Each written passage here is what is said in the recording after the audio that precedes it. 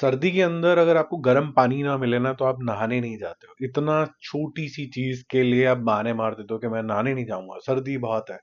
120 बहादुर अगर आपने एक बारी देख ली और मेजर शैतान सिंह की बटालियन के बारे में आपने जान लिया, मतलब आप शर्म से बिल्कुल सर झुका दोगे। और उसी टाइम पे आपका सर ऊपर फक्र से भी ऊपर आएगा और बोलेगा जय हिंद। शर्म इस वजह से आएगी कि आप क्यों नहीं थे वहां पर और आप कैसे कंट्रीब्यूट कर सकते हो आज भी देश के लिए। और फक्र इतना ज्यादा होगा कि ऐसी बटालियन जिनको पता था उनके साथ क्या होने वाला है, यहां तक कि जो मौत होती है वो भी इतनी ज्यादा प्लेजेंट नहीं मिली। बर्फ में दफना गए, लेकिन उन्होंने बोला लड़े बिना तो नहीं मुड़ेंगे। बहुत ही इमोशनल हो जाता है आदमी जब इस तरीके की मूवी देखता है। 1962 की ये जो वॉर थी जिसके अंदर हम हार तो गए थे लेकिन हमारा जज्बा नहीं आ रहा था। बहुत ही ज्यादा जबरदस्त पिक्चर है ये।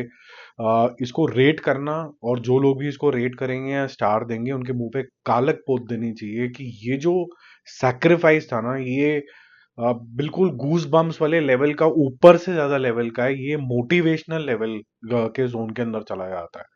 ये उन लोगों की 120 जनों की कहानी है जो अभी आए हैं ट्रेनिंग से और उनको बोल दिया गया है कि इतनी ठंड के अंदर लड़िए।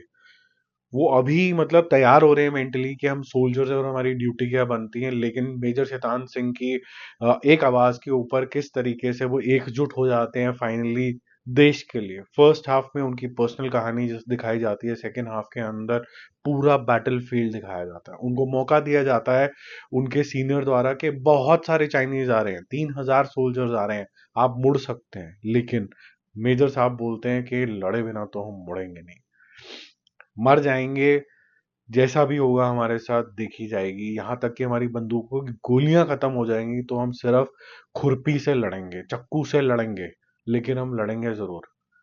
और लास्ट के जो कुछ सीन आपको जरूर इमोशनल करते हैं।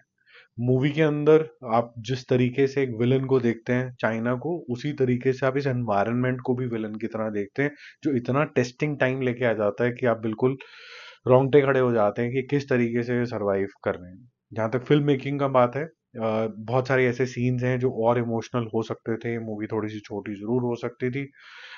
इस तरीके की एक्टिंग भी हो सकती थी। फॉर एग्जाम्पल जो फरहान अख्तर है, उन्होंने इस तरीके की एक्टिंग करी जो बहुत रियल लगती है, जहां पर ड्रामा कम होता है, मोटिवेशन ज्यादा होता है।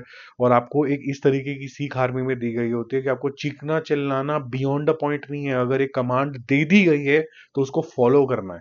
तो एक कमांडर का जो नोटिस होता है एक किस्म का अपनी बटालियन को, उस तरीके से दिखाया गया है। तो इसको बॉर्डर से कंफ्यूज मत करना, बॉर्डर अपनी जगह बहुत महान थी। ये है उसी जोन में चलती है। आपको सोल्जर्स की पूरे बैकग्राउंड भी यहाँ पर दिखाए जाते हैं। बट बहुत फैंटास्टिक सैक्रिफाइस। आप बहुत ज्यादा मोटिवेट होके बाहर निकलते हैं। दुख होता है कि इनको बाद में परमवीर चक्र ये सब मिला तो है, लेकिन जब वहां पर लड़ना था तो हमारे पास इतने ना तो जैकेट्स थी ना फिर हमारे पास बंदूकें गोलाबारी थी। बीच में मूवी के अंदर एक आधा ट्विस्ट भी आता है जिसके अंदर ऐसा लगता है कि कुछ होप है, लेकिन होप सिर्फ एक थी, वो थी इनके जज्बे की। तो आप थोड़ा सा रिस्पेक्ट दिखाइए इन सब सोल्जर्स को।